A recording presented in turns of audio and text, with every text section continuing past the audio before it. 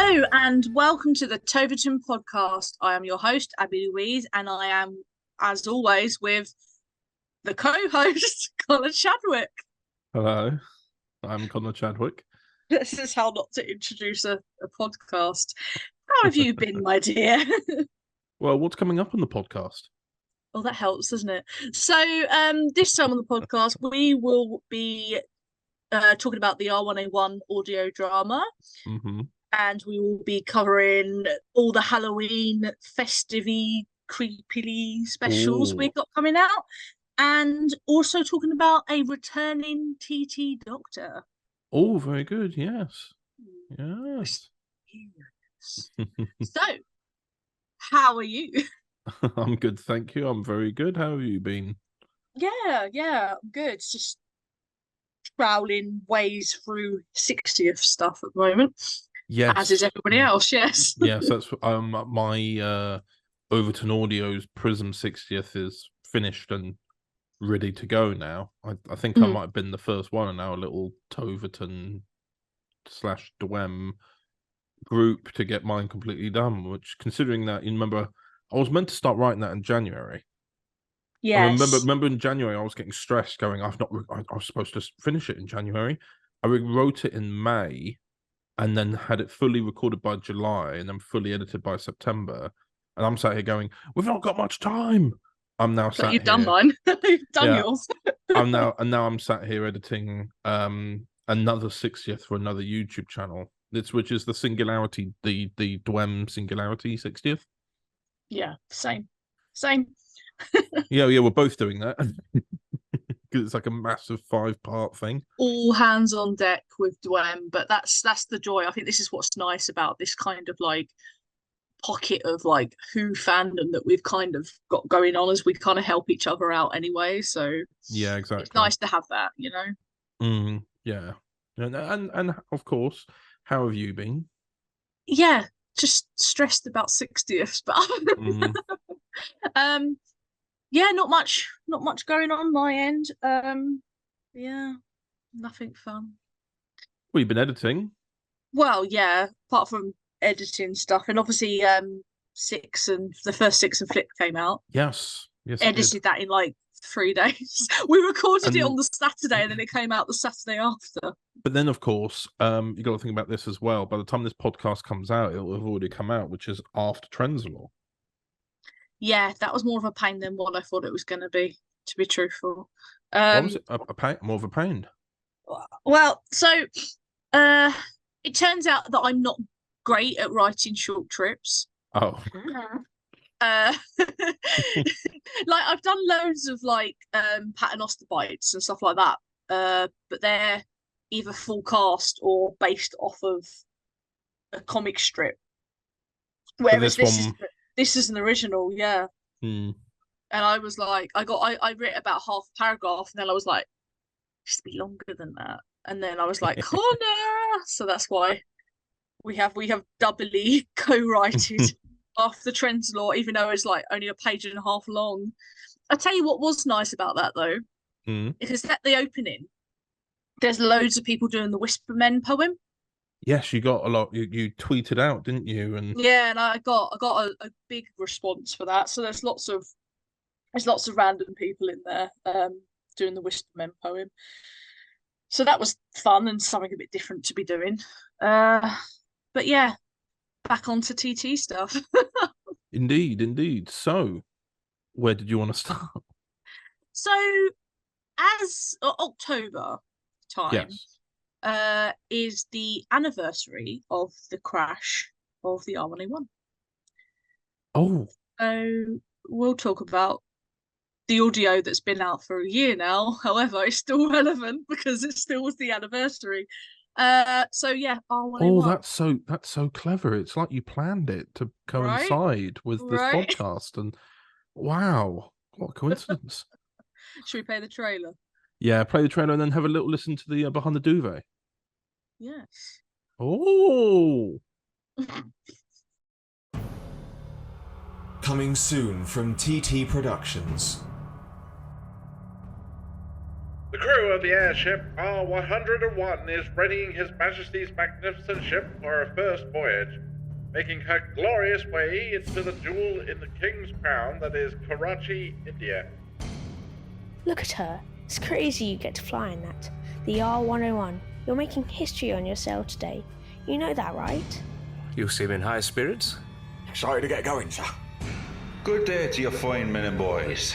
I would like to say this to you all now. I am proud of all of you. Yeah, that rain's getting heavy on the sheets, isn't it, Adams? Line's ready, sir. Is anyone getting an quite ominous feeling? We are down, lads. We are down!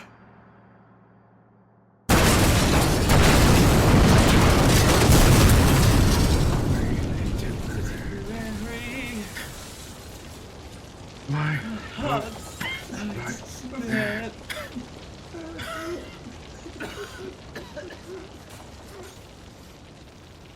TT Productions, bringing adventures to audio.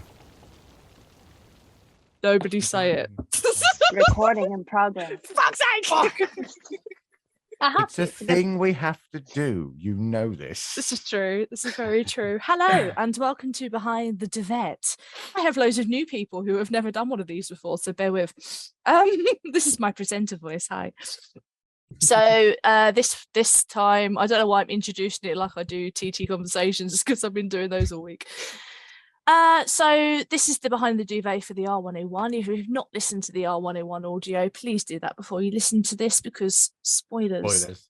Even though it's a history thing, and it would make more sense. And it would make more sense. Yes, it would make. It makes more sense. You know, you would understand what we're going to talk about. Like way round. My history book yet, but So if I go round and say your names and then say who you acted, if you can remember. Right, so Jimmy. Jimmy Wolf, and I play Smith, aka Corporal Jones. Don't panic. Dom. I'm Dom, and I play Jones. Yeah, that's right. Yeah, same Jones. Yeah, all double Jones. Rightfully well. So Many far. Jones. Strax. I am Strax, or Matt. I play the chef. I've forgotten his name. White. That is it. Oh, Chef's White, of course, yes. Mr. Wall. I'm James, one of the newbies, and I played Cass. Christopher. Wow, that formal. Well, that's how you joined the Zoom. Yeah. When you joined the Zoom, I was like, who the hell is Christopher? And everybody was like, are you an idiot? Yeah, I suppose, yeah. Chris. I didn't realise we populated that. Yeah, Chris Walker Thompson here, and I play Hill. David. Hi, I'm David Bingham. I play Path, the new radio. I almost said Yes, another person that cannot say the title of the show properly. Pathé, darling. Pathé. That guy on the radio. Fetus. I am the fetus. That's it. I am just the fetus. I'm otherwise known as Josh Griggs, and I played Lee. Was it Lee? Said questioningly. My client would like to change his story. Razalon. Oh, hello. My name is Rory, aka Razalon Productions, and I play James. And Chelsea. Hi, I am Chelsea B. Lagan, and I played Joan for one line. I was a child, and I also helped direct R101. It was great, crap. I love that. Helped direct. She did direct. Yeah, you I did direct. So modest. I did direct. Okay. And I'm Abby Louise, and I wrote and edited it. Yay. Also, excellently so. You know, I can never say that. Edited it. Edited it. It's the hardest thing I've ever heard. Edited it. Everything I've tried to say in my life. Edited it. So, I'm trying to think, because most of you, this was one of the audios where a lot of you didn't audition. Most of you I just kind of approached and was like, hey, there's this role. Would you like it? So I'm trying to think who was recruited first, and it was probably Fetus. Oh God. Tag, you're it. Shit. So first off, had you heard of like the R101, Josh? Yes. Other than Storm Warning. Well, yes, as well. Because yes and yes. Yes and yes. So I heard. So obviously, I knew the first thing I had ever heard of about the R101 was in the Eighth Doctor story Storm Warning, which was my first big Finnish audio to listen to, and then I never thought it was a real thing. I just thought it was a setting for the episode, and then all of a sudden I can't remember exactly what the reason was, but they popped on a video in like a chemistry lesson one time, and it was on the R101, and I literally just went, oh shit, it's real. That is an airship.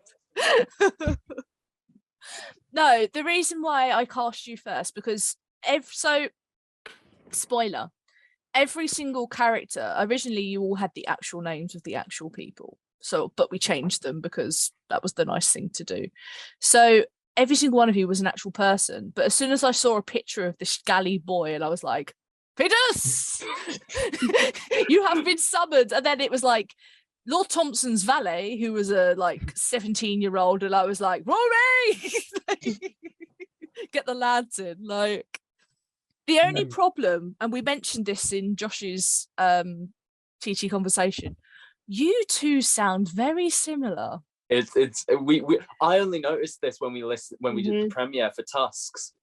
Yeah, you sound really similar, and I was like, who am I listening to right now? It's not too bad in this because obviously you're doing your James Bond impression. Yes, James Bond. The name's Bond. We found him. We found him first. BBC. Ha ha. I've never noticed we sound similar. That's new. Yeah, especially when you're both doing Cockney accents. I never noticed it until Abby pointed it out. Yeah, I'll have to take a re-listen of that. Yeah. Sorry, who's speaking now? Yeah, which one of you? Which one of you is it? Split by birth. Hello, my name is Fetus. Yes, it is I, Fetus. Hi, my name is R101 Productions, also known as Roy. So, Chris, how does it feel doing? Because obviously you've got a lot of experience doing these audio type thingy-majiggies. Chris and Dom, I'm going to speak to you both at the same time. How did it feel doing a pure historical? Chris, you go first. I don't think it felt good. And now Dom's turn.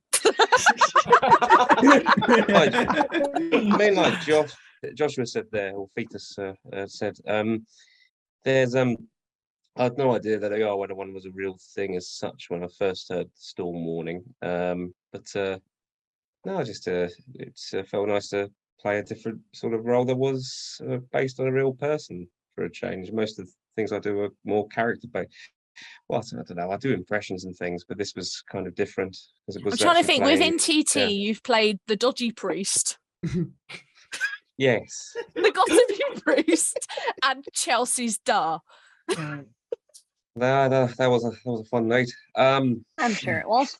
But yeah, but, you know, but this was felt. You know, it was based on a real person who was involved in a real, you know, tragedy in history, and there was a much different. I've always done impressions and things like that, and it's never, you know, it's either been for comedy effect or if I do it serious, it's never really been quite like that.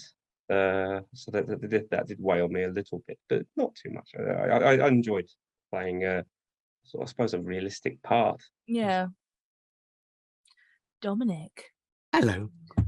Also, welcome to TT, Dom, because this is your first TT audio. Yes, it is. It's great. What It's an a pleasure. impact. What an impact. What a start. What a first start to come. First one to come into. Come and join and die in James York's arms. What worse way could you Join go? the graveyard. It's not a bad way to go, honestly. But I think he was more. Well, I don't know who died first. It was kind of like he was dying in my arms. Who knows? Friends died together. We just died together. It's all good. Yeah. No, I really enjoyed that being a part of this because it was again like most of the others had a very, very limited knowledge about the R101. So this was not only a good acting experience, but it was also a good history lesson as well, because it was great to actually just learn about these people. Like, I believe my character is based on someone called George William Hunt, if I'm not wrong. Hunt, Hunt, and so I read up a bit, as much as there was about him, which isn't a lot, really. The same could be said about a lot of them, really. I'll say this: that the conversation that you had with our other newbie, Matt Lyons, who is our token child actor at the moment. He's fantastic. Like, that boy is so talented. I really want to work with him again. He was fantastic.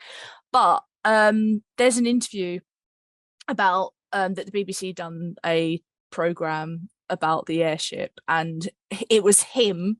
So it was Albert, but he's like 70, 80 by this point. And he was saying about the fact that he walked his dad to the airship and he held his kit bag and he said, "Oh, can you promise me 2 things? Join the Navy and look after your mother and sister." And as soon as I saw that, I was like, okay, I'm writing this down. So that was an actual, like, that's an actual word for words. Like, yeah. It's just great in that way. It's a very human event, really. It's just very realistic, and knowing that it actually happened kind of feeds things back into the realism of the actual of the whole audio play. Well, I wanted to show, because obviously with Sirius Joe's character in Grace, I wanted to show that they had lives. They weren't just airmen. Like, they had lives outside of this, and especially the fact that the 2 people who we did see their families, they died. So, like, yeah, it's a little bit more impactful. And our next newbie is James Wall. Hello. Oh, you've really put me on the spot now. You think this is on Zoom, because I am sweating right now.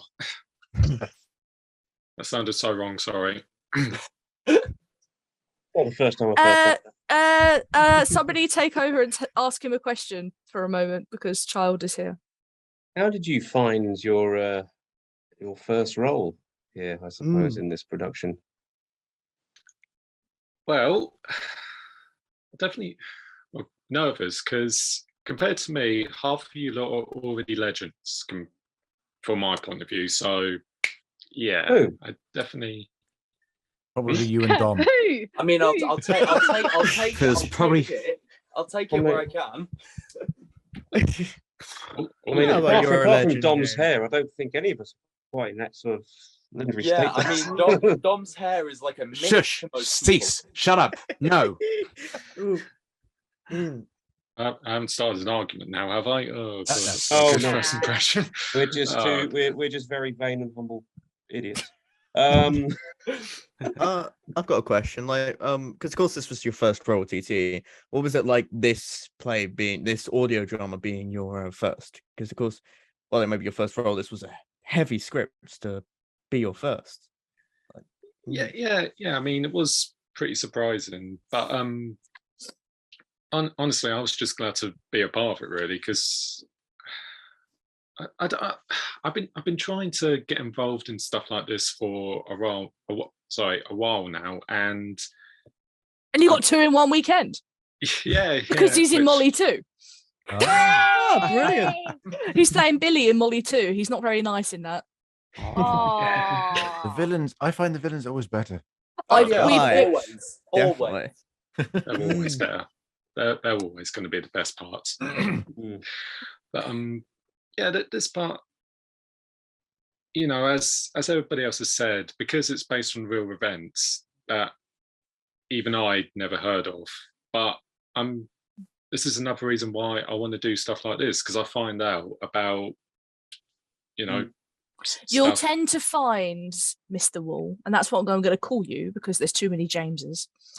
That even in Molly, I have a habit of just slipping in historical events into like audios when you don't think they're going to happen. There's Abby is our historical TT things. historian who tells you things without you realizing you're learning stuff. I'm like somebody with ADHD is brilliant. I feel like horrible history is like it's just going to start singing about air pilots and you won't even realize you're learning. We love it. So that's what I think that this, like doing this audio, like all together, and like the people that's listening to it, I think that a lot of us tend to forget that these are actual events because they happened such a long time ago. Like even today when we were listening to it, because we have like the week cast premiere that we do, we cheeky one, that whenever you listen to it, like I don't know about yous, but the tears were tripping from me as always. Like that's not new to anybody who listens to Behind Chelsea the DV. crying, no. But yeah, but like that's the thing. We kind of always forget that these events have actually happened, and then once you like listen to things like this, it becomes more real and more like, you know, like wow, this actually happens. You know, again, it's historical. It's, you know, like a part of British history. Like I learned a lot from it. This is look, Abby's going to say it. This is the thing. This is the thing. A lot of the stuff that I try to teach is British history, but a lot of the reasons why it's been forgotten is because the Brits are to blame. If we've messed up, you will not learn the history of that thing we messed up on. It will just slowly disappear into the abyss, and then I come along and go, Yeah. so the R101. Remember when we did So this basically, and what that? happened is the British people just went, no. Yeah, that's basically what happened, because it's the same with the match Oh, girl remember stuff. Waterloo? Yes, but you've failed a lot since then. You know, Yes. Makes us We'll less. still go on about Waterloo. It makes us look less glorious. We don't want to know. I'm Yes, that's great. I'm you could say. Irish and I'm not saying nothing. ABBA No, but told it's us all we true. needed to know. No, yeah, no, it is true. If the Brits have messed up somewhere and it's an era of history, we will not talk about it Yeah. because we're You're not wrong. ashamed, and we're supposed to be like Britain and like all these big like great hoo-has. Britain. Yeah, it's glorious great. Britannia. Which we Yes. know is a ideal big is pile of it's just- poo, yeah. but like I mean, that is purely us being toffs and trying to set off this illusion that we are brilliant. It's But we're like how not. they We do glamorised make the World mistakes. War. No, It's like that's how the the thing. World War's glamorized. It's That's sort of exactly like, what it Oh, is. yeah, yeah. It's not, but it's not really glamour, is it? It was a horrible period of history. Yeah. And It's but horrific. because we won the war, we're like, oh well, we must keep harking back to that. So well, we History beat them, didn't we? is We written jolly by well the beat them. victors. That's But how really- we work. But That is really, how we actually, work. I mean, you it's don't just hear glorified. about the stuff like if we just saying Pet goes on about, you know, like the banquet, you know, the amount of money that we were buggered as a country after the war, but that's not mentioned. Oh no. No, we have to be British and proud of Yeah, the fact that exactly. we won a And war. this is We the won thing with something. the We killed stuff. thousands of people. I'll say But we this: still won. the amount of it's not just Chambers that. So when I started writing it, I got sent this lovely little book by a member of the R101 committee thing. And I went through and I highlighted all the key events like the wind speed and the ballasts and stuff that I don't understand. I ain't got a clue. I'll say this now, when it comes to airships, I don't know. Warships, I know those. Airships, not a bloody clue. So all the like wind at 35 knots and all that stuff, and I've purely got that from books. But then there's stuff, there's other key events like Dom's character running out and saying, "We're down, lads, we're down." That actually happened. The fact that Smith, so Jimmy's character, wasn't relieved in car 5 was the reason why he survived, because if he was in his bed he would have died. So it's little things like that. So I had I tried to slip them in, but like and Chambers, who's based on the man called Disley. He burnt his hands to a crisp, and he actually got a medal purely because he ran to the nearest house, rang up the air marshal, and told them that the ship had crashed. And he got a medal. He got a medal for that. Do you have a telephone? Telephone. Telephone. No, but that's the thing with you, Abby, that Telephone. I 100% admire about you. Like it is. Now I'm not just trying to, you know, blow smoke up your arse, but that is. And there's one thing that I really admire about you is that you put so much effort dedication into looking at the history of these real events. Like a lot of people could just, just maybe have like watch a documentary, watch like a wee skim of it, like a wee skim of something, just getting the bare facts. But you go into such a deep detail that is absolutely admirable, because you get all these little key things that actually happen. You're thinking, wow, like you wouldn't have even realized that this, it was like one thing after another that led to this big event. So like the research and the dedication that you do to that is completely admirable, and you should literally just give yourself a pat in the back, because honestly, it's so much effort. Amazing. Wow. Even just the Can I little put it things, by like myself? that, like you said, the previously mentioned quote, like Dom's character, the quote from that is the fact that you've actually got even just the smallest things like that in it. It's not, it's not necessarily a huge fact about the thing, but it happened. So to actually have that in there, even just such a small thing, makes a huge difference. I mean, obviously you have to have dramatic license. You have to. Yeah. Because otherwise you just have people basically watching an engine for 4 hours, because I've been there, I've sat and watched an engine for 4 hours. Like watching a documentary, isn't it? Yeah. Literally. And like most people, when the ship crashed, that was it. They were gone. They didn't, like, there wasn't all these people trapped in compartments. The only story of somebody trapped in a compartment is Leech, which is Chris's character, smashing through the bulkheads. Nothing else has, everything else, like the boys going and Dom's character going, none of that happened. But I couldn't have just gone, oh yeah, that's it, they're done, because it wouldn't have had the emotional impact. But then again, that just shows like the creativity that you had and literally how driven you were to writing this.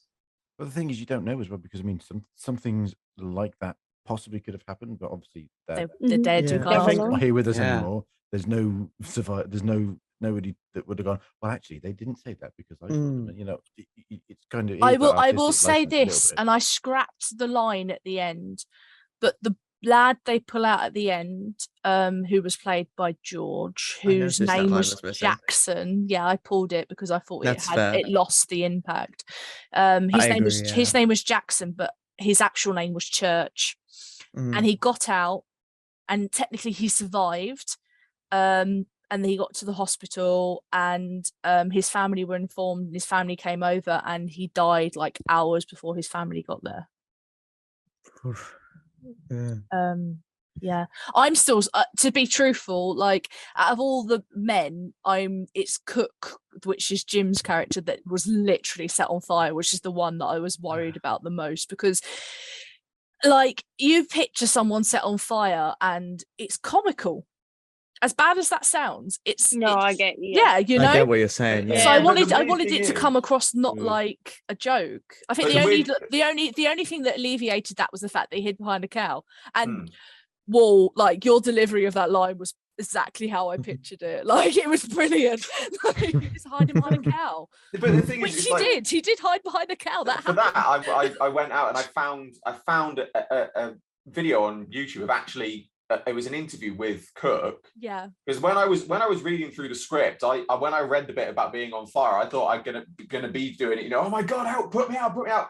But when you actually look at the interview with him, he's really like. There's a bit when I think there's a picture of him or a video of him coming out of a plane or something like that. It was obviously after the event. It's an old video, but he's just wrapped head to toe in bandages, obviously for obvious reasons. He looks like the Invisible Man. Like yeah, honestly. But then the interview with him, he's talking, and he literally just says, as there as an older guy, he just says, I just remember looking down and my arms were on fire, and he's completely calm and collected. And it's kind of like, well, okay, obviously he's had the time to deal with it since then, but the whole thing of him going and hiding behind the cow and things like that, it's kind of like you get the impression that at the time it happened, he was that calm because he was in shock. It's kind of like it was, the it was a case of adrenaline. looking down, going, "Oh, I'm on fire." Yeah. So running. Oh, I'm going to go and run away from all of this. I better go find somewhere to hide. There's a cow. I'll go hide behind. And it's weird to watch. That's good to do that, because like with you did that research for that character that you were playing, and obviously like I was thinking literally that you're going to be screaming your lungs out, you know what I mean? But then once you mentioned that interview to me, I had to go and watch it myself, and I was like, I can see where this man is coming It's from. weird, isn't it? Because you look at him and you think, you genuinely think he'd be more emotional remembering it and talking about it, but it's almost like he's relaying something that he's been told. It doesn't seem like it happened to him, but it did. It's very, very strange. But it was great to watch, because you sort of got an impression of the of how it affected people both. All of them got interviewed. Yeah. Because I watched quite a few of the other ones, and they're all. It's just it just seems, again, it's one of those things that if you don't know about it, the R101s, which I have to confess I didn't know a huge amount by it. I probably read more about it now because of doing this. And slight confession I have to make, just a slightly comedic tangent. I will admit this now. I've been saying this. I have never listened to Storm Warning. Fair. Chelsea thought it was a plane. Yeah, no, I've never listened to it. Genuinely, my first memory I have of the R101, of learning of the R101, is it's an old Monty Python sketch, and it's Napoleon, but it's Terry Jones playing Napoleon Bonaparte, flying across a screen holding a couple of propellers as the R101. And that was the first introduction I had to the R101, and it was only after that again that it came up in history, things like that. And but again, when I was looking for the interviews and I was just trying to find out a bit more, as Dom said earlier, you don't realize how little there is about it until you go and look it up. And it's one of those things that you might be aware it's happening, you know of it, but wait until we start doing the match girls, because there's fuck all. but this is the thing, there's a degree of, you look at it and think like, well, is it because, again, as Chris said earlier, is it because it was buried by history because it was a terrible event, or is it just that people just didn't talk about it and it's not widely known? So it's nice to do this audio in a sense, because I get the feeling that it's... If you watch some of the videos on YouTube, when you type in R101, you can see the line of people going into Westminster Hall to basically where the Queen was. They were laying where the Queen was in 1930, and people queued for days, literally. So it's probably just like, that's how big a deal it was. And as well, they were the first non-royals to be laid in state in Westminster Hall. Oh, wow. It's crazy. And they say you can see, because they dug a massive ditch and put all the coffins into this one massive ditch, and you can see pictures of it, and it's crazy. You got to think there was like 47, 48 coffins, just crazy. But yeah. I promise I can write more cheerful things, but not this. We'll see. I like it. I like the dark things like this, because it should be. As we were saying earlier, it should be something that doesn't have very many happy moments. It should be something that gives the right impression of how dark it was, because it was. It was a terrible event. You can't make something like that happy. It doesn't work. Well, that's another thing about it, though. It was like, at the start you had all these like nice little moments, and it was happy in bits and places, and you got this little, but there's still bits like the Axminster carpet. That was true. The fact that he basically, he said none of the crew could bring anything on board other than a shirt, a toothbrush, and a change of pants, because he wanted to bring on board all this champagne. Yeah. And only 2 bags of spuds. But I wanted, because originally, because a lot of these sort of things would be focusing on Lord Thompson. Yeah. But I wanted to do like the polar opposite of Star Trek and actually focus on the crew. Now, I don't know whether that's because I used to be crew. No, you don't. I think you've definitely nailed it, because I mean, as we were listening to it just then, a little while ago this evening, we all got suckered in, and in fact, the chat just stopped. Yeah, that's we had a chat thing going, and we were like making little remarks of, because we remember recording it, and the fun we had. Shit hit the fans, and then when the shit hit the fan, everyone just went silent. But what I liked about the script is that, and especially with everyone's performance, is that we all sounded like it felt so natural. Anyone listening would definitely believe Live you know, acting. and to just enjoy these characters. Live They're acting. not even It characters, makes a people. huge difference doing it like that, I have Yeah, to say. it felt like you were listening to real people doing what essentially could be a mundane job, but it was, Yeah. you know, but it was slightly entertaining. I'll And then say suddenly, this though, I don't feel like we could have made this if I'd just gone, here's the script, send it in. Yeah, I think the certain fact you stories recorded you together need. You need the back and forth reactions. Yeah. But that's one thing as well. Like, because there's such a big cast, we had to have 2 separate like recording days where we were all, you know, acting together on the same on Zencaster. Oh my god, they were so different recording days though. I said this in Oh, Josh's yeah. thing. So we had the actors on the first day. We had the Florant. They were like, "Who? I'm an actor." And then on the second one, it was all the lads. It was Yeah. just lads. One thing I will Yeah. have to point out, even though we did do them 2 separate days of recording, like everything flowed so naturally, like we were It really all did. there together, recording all together. And that's one thing I have to like, you know, give a shout out to everybody, because like I don't think we could have done it again. We couldn't have done it if we were just sending their lines in. And we definitely couldn't have done it with any other cast. I don't think Because this cast just literally took It's everything on such a board dream and cast. just I agree. honestly We did amazing. The scene that me and Josh and was it Raz? I can't Raz. remember. Yeah, it was like Raz. us 3. Our Um, scene we recorded practically straight after Yeah. Jim did his on fire dying bit. Mm. So we were trying to like we I don't think we actually did a rehearsal on that bit. I think we No. did. we literally went just straight like- to it. straight We went to it, straight if to I did a recording, and my rehearsal, I would initial have reaction lost. was, "Oh, Yeah, it was Kept that truly. energy up. But we've for discovered us We've discovered this. If it's like an action scene or Mm. or a death scene or something that's like a traumatic scene, it's better to do it first." it's better Oh, yeah, to yeah, just yeah. go in and do it, You because can't replicate those you emotions. can't do it Oh twice. yeah, No. 100%. Yeah, Well, it's you the can, second but you time can't I've do it died the in one of same your way productions, twice. Abby. Yeah. Second time. Yeah, second time. Well, That was... third, Tusks.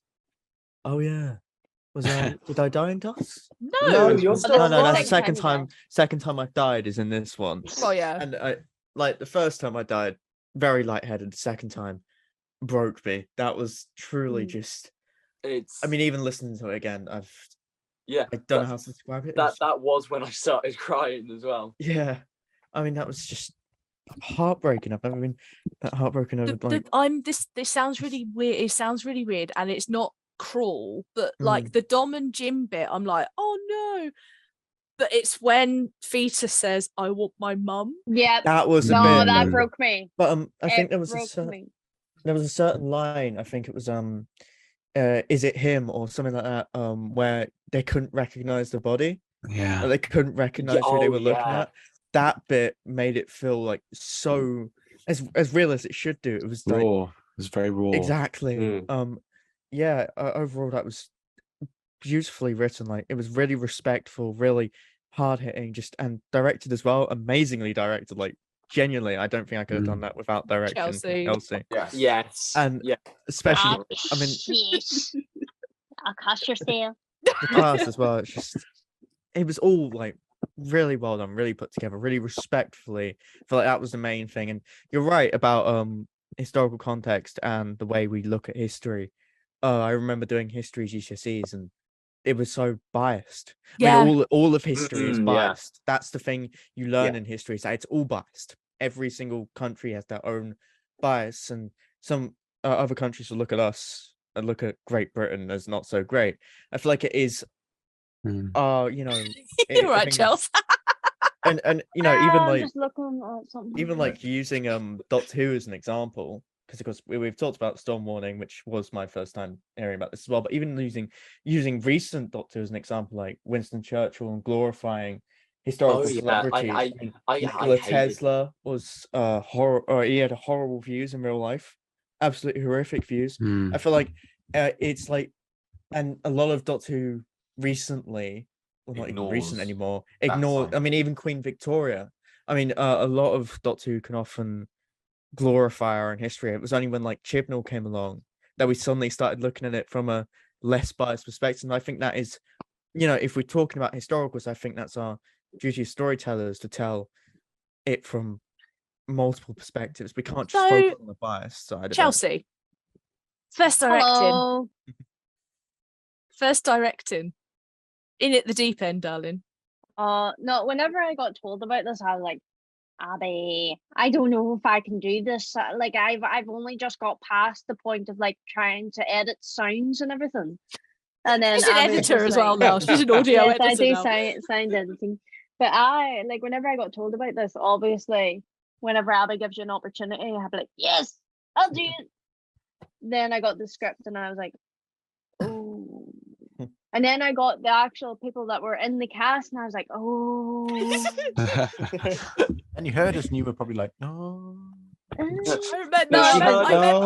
her. She went, oh, this will be easy. No, this is the thing. I remember her being Grand. like, I have to tell Chris Walker Thompson and Dominic G. Martin what to do. What? I was like, I can't do it. I'm like, I've never. great, sweet. That's never been. That's never a thing. I've never understood why any actor feels above the director they have, because Well, I find precisely.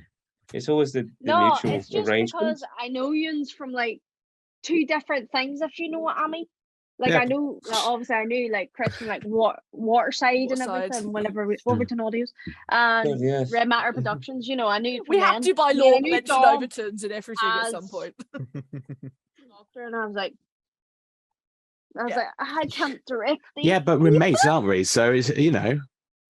Yeah, Cool. but I was always found, yeah, I find that any actor who turns up and feels that they don't need to be have any involvement with the director at all, and I don't find that very well. I mean, I've done a couple of things where directors just either, I think it was more, I realised afterwards, the director didn't actually, they trusted us to do a good job, so we did it anyway. But the way it came across was as though we just got chosen to do it, and they just, there was no real direction, which I found harder. No, like for me now, So, if I I don't- knew I'm not yous a were doing blank- I'm not shite, like a I'd be like, puppet. your lads are a bit shite. I'm not saying that we need to be puppeted or micromanaged, but it's No, kind no, of I like, totally yeah. get what you mean. But Totally. this is find it another very- thing that makes TT a little bit different to all the other audio channels, because you're directed there on the spot. Yeah. Yeah, Which rather is a than good thing, you know. because I love that. a lot of these fan audio companies, I'll be like, oh, what sort of thing do you want? Oh, just read the script, and I'm like, it's just direct. See, that's the thing. tell me With what I live, wanna do. with live directing as well, it does give you, like, instead of sending out, let's say, like somebody sends out a bullet pointed list of stuff that you need to re-record or redo, or add a wee bit more. This is the thing, you're directed live, so that makes you that ensures that you have that focus on that thing. But that's one thing, like directing this lot was so much fun, and literally I'd love directing. I would do it all over again, because like with this amazing cast as well, it made it such a great like first time experience, but definitely something I would definitely want to go into again. I've given you your list. Yes, you have, and I have others. So directed by I always Blue think Kazoo once again. I always think that the best thing is always the actor-director relationship, always. And I find the best actors are those, like even Al Pacino still respects the director he's working with. He will take the Well, I'm feedback. glad you respect me. It's good you to know. know. Oh yeah. Well, yeah, to be honest, we turn up and we may have our own idea of what we want to do, but it has to meet what the director wants as well. You have to find a compromise between. It shouldn't be a case of, oh, we'll just let them be them, and just and that's how you get shit films and things. As well, you have to meet what the director wants, but you also have to meet what the other actors are expecting as well. Mm-hmm. There's no point in the director can tell you what to do, but do it very well. But if you're not getting that rhythm with the other person you're doing it with, it's not going to work, is it? Absolutely. It'll fall apart. Yeah. So, in summary, acting is reacting. Acting is reacting. I need that on a t-shirt. I need that. I need to change our slogan, because like TT Productions bring an adventure to audios. TT Productions, acting is reacting. Here's the thing. I always tell myself, I've always told myself for years that and it keeps me quite on my grounded really, is I always say I'm not very good at what I do. Oh, shite. Oh, Because shut it, you! I will mute so you. I will mute you. I always do. The man now. I think it's also how I was raised anyway. I was like, never met full expectation. I've never No, I my get dad what you saying, mean. "That's shit," It's a British thing. and Oh, it's always like that. I'm not very good at this. But that's the thing. You have It's a everybody negative way. here. It's a negative way to look at it. But I've known so many people who believe they're good at something and let it take off in their head, and it ruins them. In fact, I had a lot of respect for people, and I lost that respect for a lot of people, friends even as well, who get they think they're God's gift to YouTube. But Or once something, again, or anything like that. us lot acting together and like doing stuff as a company and like being like, yes, I have worked with Dominic G. Martin because I done this scene with him. Like it's just little things like that. I feel like it's given us all kind of the oomph to believe in ourselves as actors again, because we're not acting to brick walls, we're acting with you lot. You know? This is definitely a very a preferable way of doing audio acting, if I were to say, mainly because it's just like everyone's all around. We can actively bounce off each other instead of just sending lines in hope for the best. It's just like it's really it's such a natural feel to it that it just, I will say this though, it can be a pain in the bum to try and organizing. I can imagine I can imagine that. Yeah, and slightly to edit as well, because especially if you've got like internet issues can make but it's so much delay. no, but it's so much easier with Zen because we record on Zen. Everything was recorded on separate tracks, so all you do is pick the tracks up, put them in your editor, and you're done. And then you just put an effect on it, because Zencaster doesn't actually sync it up very well either. So you always have to cut the lines. Yeah, up. not a lot, not by a much, lot though. I'll tell you this: it's much giggles. easier. It's much easier than people sending in puzzle pieces. Oh god, it's so much easier. So all you're doing is cutting like this much off of a track. Because what Zencaster does well, I think, is usually the host really will benefit from it, because it might delay for some of us, but for the host, if they hear it all together in one thing, it kind of syncs better. Zencaster is very good for that. Delays. I found that podcast. Don't talk about delays. Amen to you, sir. Amen to Chris. Amen to Chris. Amen. You're never going to live that one down. Thing I'll say as well is, and James Walker probably relate to this as well, is like, obviously I've done Tusks. Well, I've done an episode of Tusks. I've recorded some bits for The Last of Us, and I'm doing other bits and pieces. But I've never done come into this sort of acting thing before. I write myself scripts when I do my YouTube videos. But again, I'm writing the script and I have to read my own script. So doing this again, it feels kind of daunting at the start. But it's weird because I'm here, like I said, I'm here with people like I've watched over the years, like Chris and Dom, and I've listened to some TT stuff, and it's kind of like okay, new boy here, things like that. But it just feels natural and welcome. Like it just feels like you've always been part of the team, which I love, because there's there's quite a few things where I've done things. We call ourselves the TT family, and like I've said, like you will be invited to things that you've never even heard of because we've got a premiere on. Because for once, this doesn't normally happen. Like Mart was here for the premiere, and he's not even in this. Usually you'll get people in. It's like Kath was at the Tusks premiere, and she's not in it until episode 2. So you all just be randomly like Fetus is in the behind the duvet for Molly. He's not in it, but he was at the behind the duvet because he listened to it and cried his little heart out. But yeah, so in summary, we are amazing. Anyway, it was like when I was doing the lines with Chris, just with Smith and them reactors, part of it in my head, I was like, right, Chris Walker Thompson, proper acting guy. I need to sit here and and then it just after a minute. Where does this proper actor thing come in? That's the point in my head. Smoking gags throughout the whole thing. Seriously, I need to behave myself. And then, but after a while, we're ad-libbing about me running after you, trying to give you your cigarettes. You're going, not round the gas band, and it's just. But I loved it because it really makes you just, like I said, it just made the whole thing much more relaxed, and I think it again. The whole live recording thing, it makes it a lot better and a lot easier because you've got that rapport with everyone else. And like I said, I don't consider myself an actor in any sense of the form, but coming in doing this, You are it's now. kind of- that's what I mean. I come in now and I think, well, have you I am a listened bit to any now, of the but stuff you're in? That was me. That was me about how many years ago did I start? And I was like, I'd be saying, I'm not an actor. I'm not an actor, because in my brain, I didn't go to drama college. I didn't do, By the day. I've not done. No, I didn't. acting I've sort not of done anything courses or anything. until now. And then I'm like, I Now just look do at some muck you, about. are all class. I generally All think I the got is a only one. BTEC performing arts. So. Generally, I think the only one I did out of all of drama at us. school. Yeah, I that think the was only about one who it. actually has drama qualifications is Chelsea. Yeah.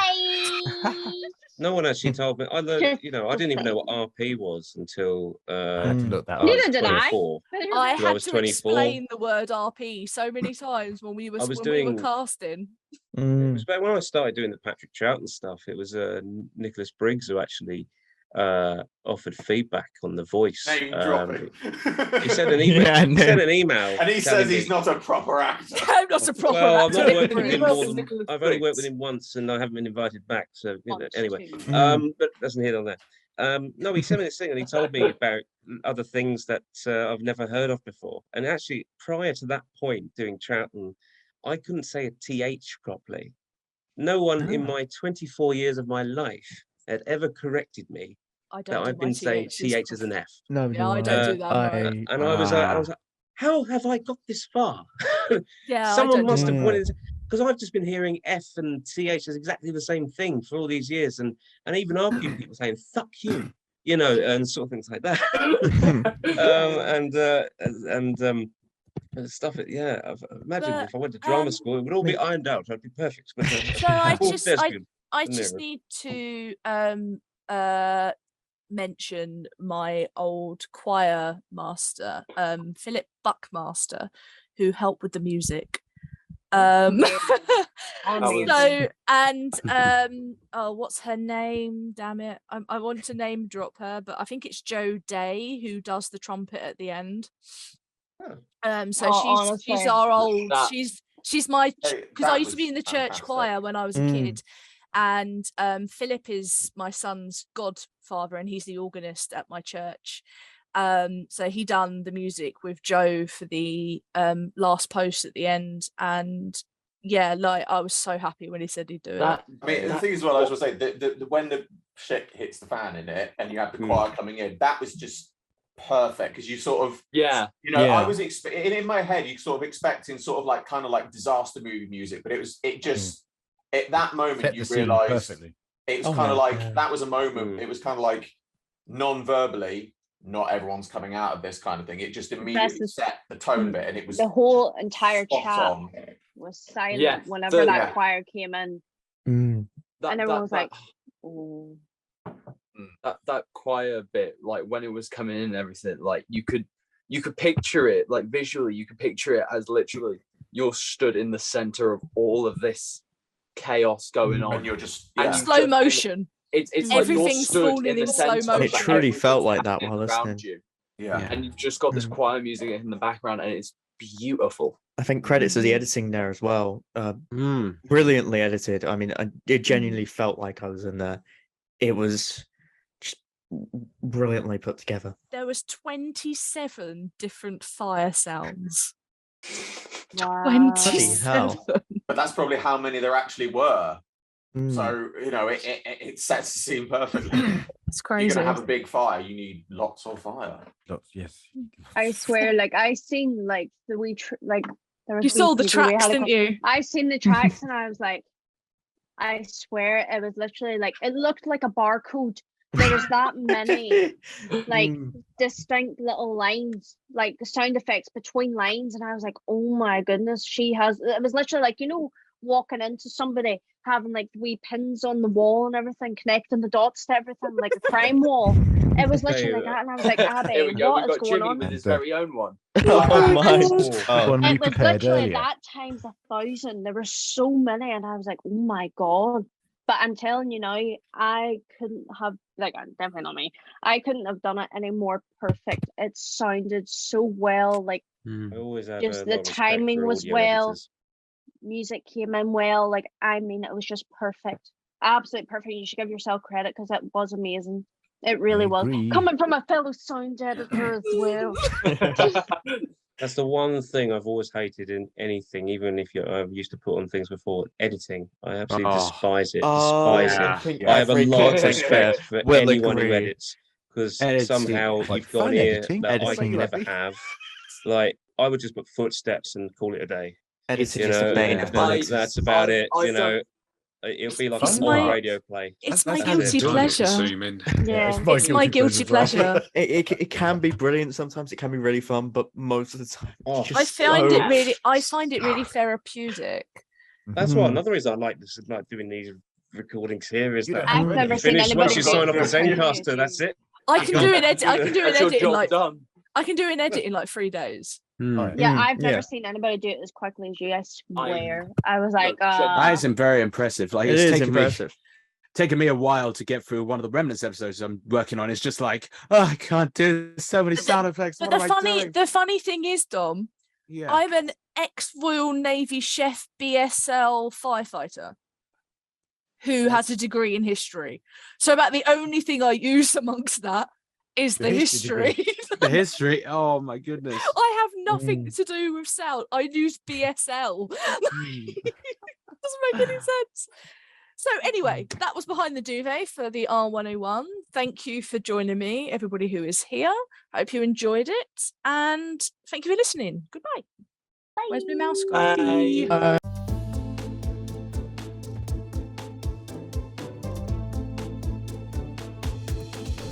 And welcome back to the podcast. And now let's have a look at some interesting Halloweeny things. Shall we have a little listen to the exclusive look that you released for the Depths of Language? Yes, please. Roll it.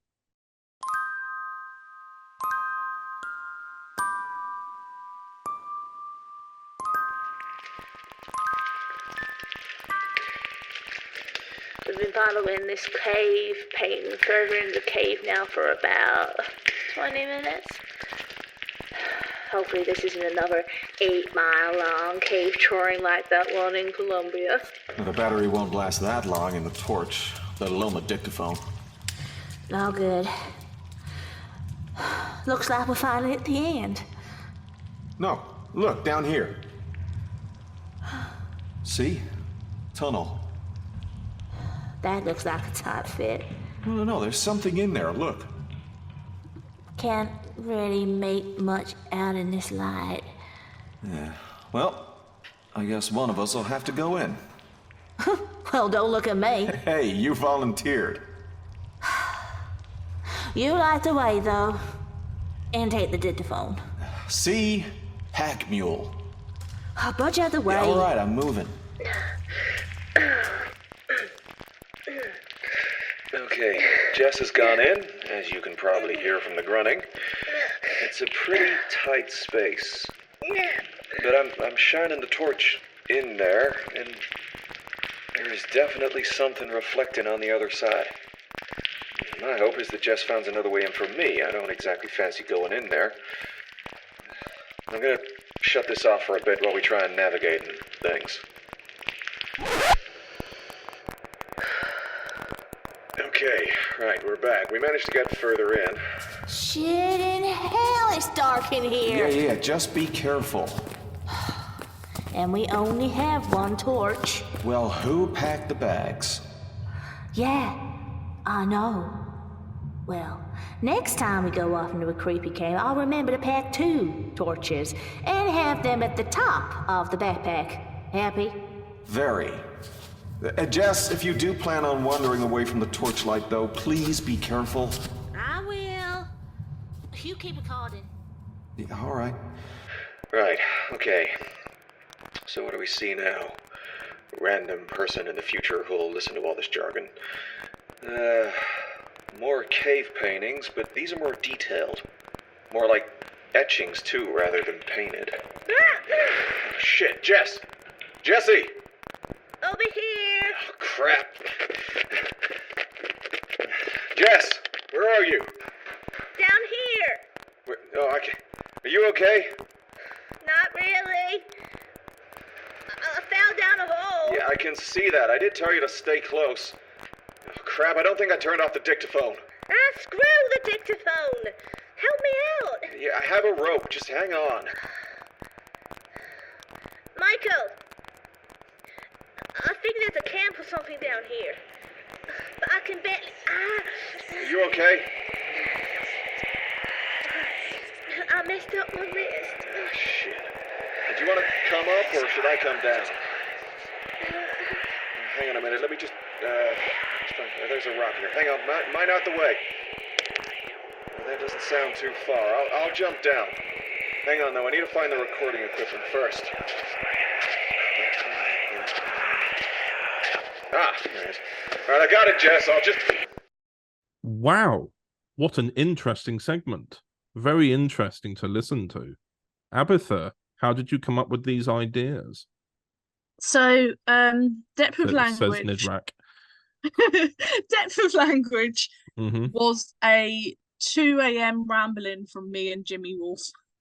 It hasn't it been? Well, if anybody here watches Abby's monthly vlogs, then you would know that depth of language has been in your head since at least, or what I'm aware of, May. Oh, Because yeah. that's when you got the photo of you both stood together. Mm. Because that was literally when that's when the first time me and Jimmy met. Yeah, in that because sort of we makeup. both came round here and me and Jimmy stood in front of my fireplace and took the pictures for the covers, yeah. But yeah, we wanted to do something Halloween that wasn't Doctor Who. And yeah, it was basically me, Jimmy and Kath, I think, coming up with the whole idea of it and what it leads to, which I won't spoil because then when this comes out, it wouldn't have come out yet. But yeah, it's primarily just me and Jim in the audio side, but this one is a visual and audio drama. It's one of those. A nice merge of the two mediums. Yeah, it's a bit of both really, and we have some guests on to be YouTubers, but I won't spoil who came on and became a YouTuber for us because it was a lot of fun to watch. Everybody pretending you can't to be forget that my name's on the cover as well. Well, you're in it, but there's other YouTubers like Yes, there's as some. well. It's almost like it kind of fits in with the theme of what the Pat Gang short story is like. You basically called upon a few people to come in and record their own bits and send them in to you. You know, like with the Whisper Men, you've got YouTube vloggers. Yeah, basically. And we got a nice good old chunk of people to come in and be YouTube vloggers for us. So, but yeah, it's a nice, interesting, complex story, I'd say, with dark undertones. But I will say this, me and Jimmy recorded it because obviously TT, we do live recording, and we basically just sat down and done the whole thing in one take. So it's a 40-minute audio that we just done together because normally when we do audio dramas we like split things into scenes, but because this essentially runs that's easier when there's multiple characters. But with this, I suppose it's similar to what me and Chelsea did when we did the audio books for Doctor Who Resurrection. We just sat down and kept recording the whole time. I think we ended up, because it was an audio book, I think we ended up did do different scenes but as the different chapters of each bit, just because it was easier and such. And it was only Chelsea speaking. I was just sat there to listen. So she needed breaks. But like in this case, you're acting and... Well, hang on, it sounds like I'm saying Chelsea isn't acting. But you know what I mean. You know what I mean. Like, yeah, I know what you mean. I know what you mean. Yeah. But yeah, fun, interesting, not Doctor Who. However, we do have a Doctor Who Halloween special coming out. Yeah, that'll be coming out tomorrow as of when this podcast comes out. This is going out on the Friday 27th, and then the Halloween special is aimed to come out on the 28th. I know there's a few last minute meant things. to come out on the 28th, but pending with There's that. a couple of production things currently going on so we're saying that in a very braced It's manner. penciled in, let's say. It's penciled in. It'll be out for Halloween either way. Oh yeah, it'll be out for Halloween. But yeah, that's a Queer Doctor special written by Brandon McCaffrey, yeah. Yeah, Brandon McCaffrey. So I can honestly say because I'm not in it. I don't know what happens, so I can't give you any spoilers because I'm it's in not it. my side of TT. I'm in Go it. on. Remember? Yes, go on. It's a very nice noir style story set in the 50s. The character of TJ is from the 50s, so it's a little reflection back on. Well, you know, there's already announced that Dominic G. Martin is going to be playing a character in this. They put up a very, very good photo of him in a portrait photo, but everyone thought he'd died. So it was a bit like, oh no, Dom, but no, he's in it as well, playing the character. I will not reveal the character's name; it will reveal things. But no, he's playing a character in that set in the 50s. It explores a lot of social and cultural issues within the 50s in England, so you can probably imagine where I'm going with that. But nonetheless, it's a really good story. I play a little character in it called Michael, who's a film collector, collects old films, projects them, and he's doing a nice little movie night. And a little 1950s noir style movie night thing. You can imagine the kind of like horrors that will come out of that. But no, it was a really interesting story, whilst exploring key character moments and beats within it. Again, I've not actually spoken to Jim to know how much he actually wants me to say. So luckily, this comes out the day before it comes out. So hooray! Yeah, but no, it was a really nice story, and it's got a nice and not when I use this word am I using it in a bad way, but when I say it's got a nice simplistic cast, it's not overly complicated. It's very much to the point. Its focus is on key characters, so it's nice. Yeah. And concise, I suppose is the right word. And speaking of TT Doctors, Oh, so drifting away from the Halloween themed things, we have a doctor coming back to TT. He's been gone for a little while, and he is returning. How long ago did they go? I don't think they've done anything this year. Oh, so what? Like more of The like last thing like a was Christmas thing. Was that the Black Friday audio? Yeah. Oh, okay. So Hint. yes, yeah. So yeah, Future Doctor will be returning to the audio sphere very soon. I cannot give dates because they are currently recording it as we speak. So as we're recording this, yeah. No, it's series 2 they're starting. Yes. That'd be cool though. I think considering as well, like with the plans, with obviously the TT 60th trailer came out as well. Yeah.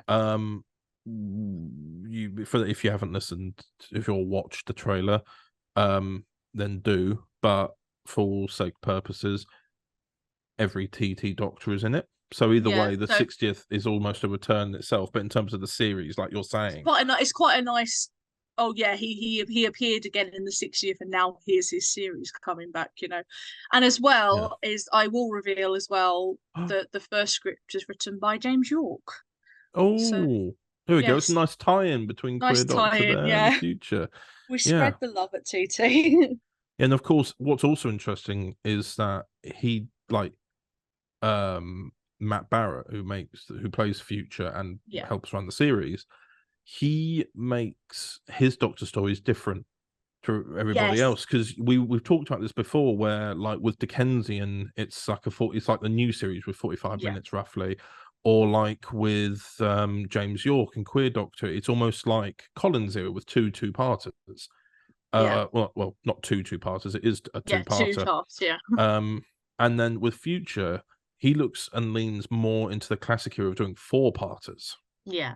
And that's an interesting one in itself as well.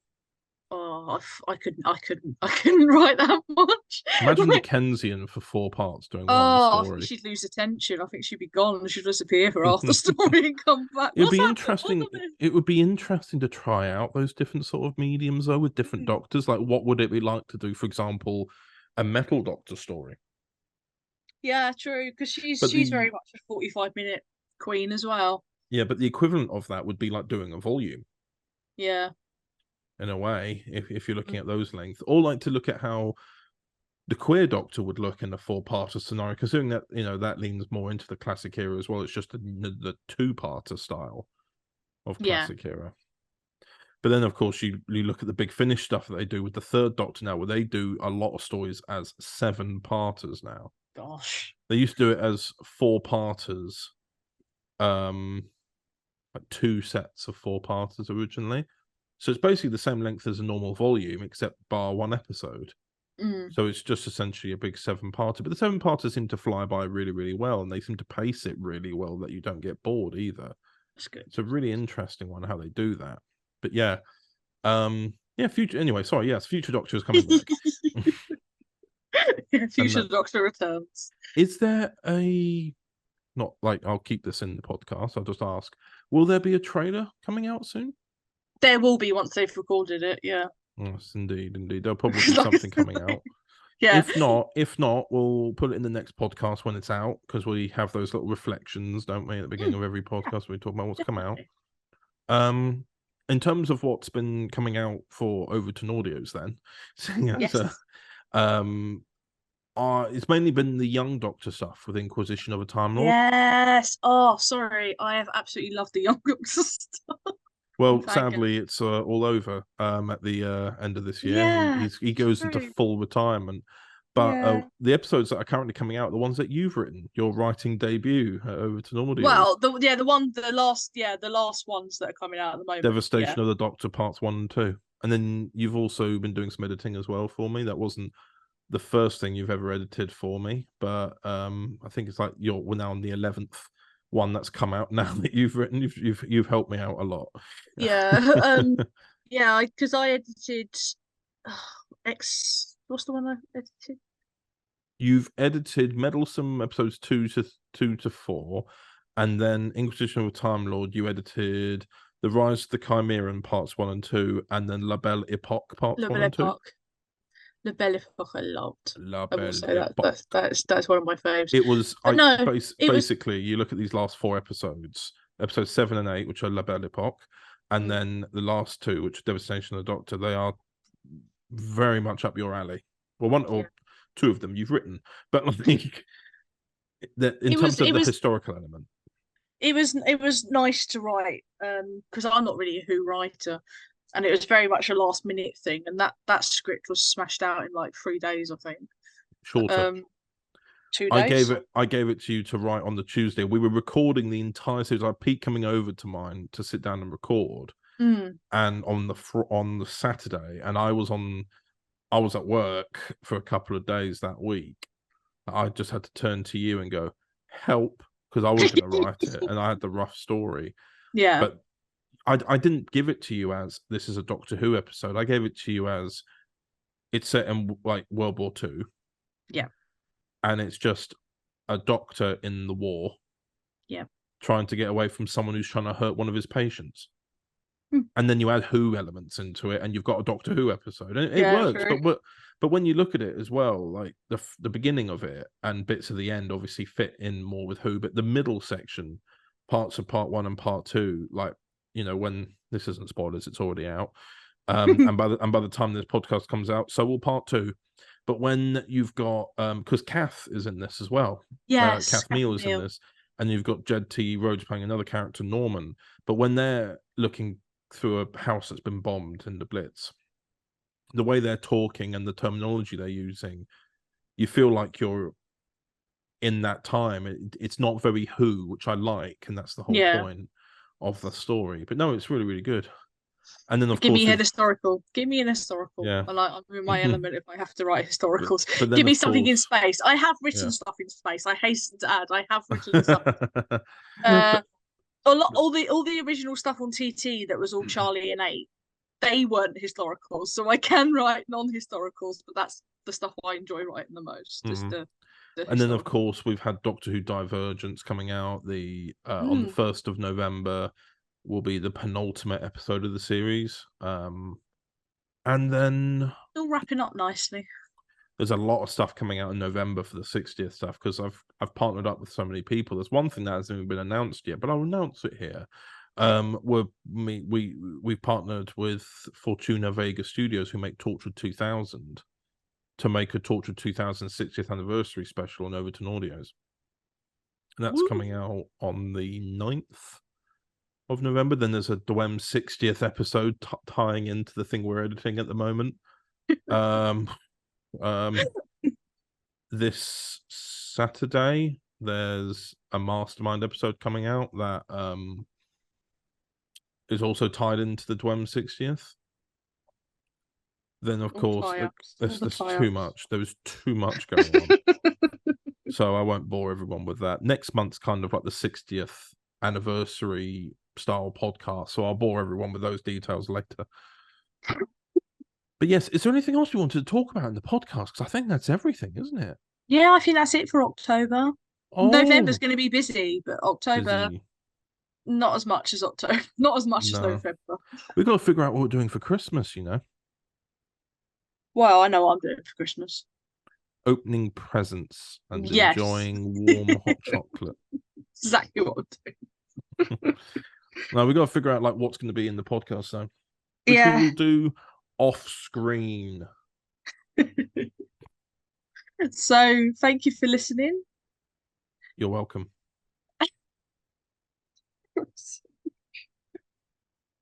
I don't know how to wrap it. Come on.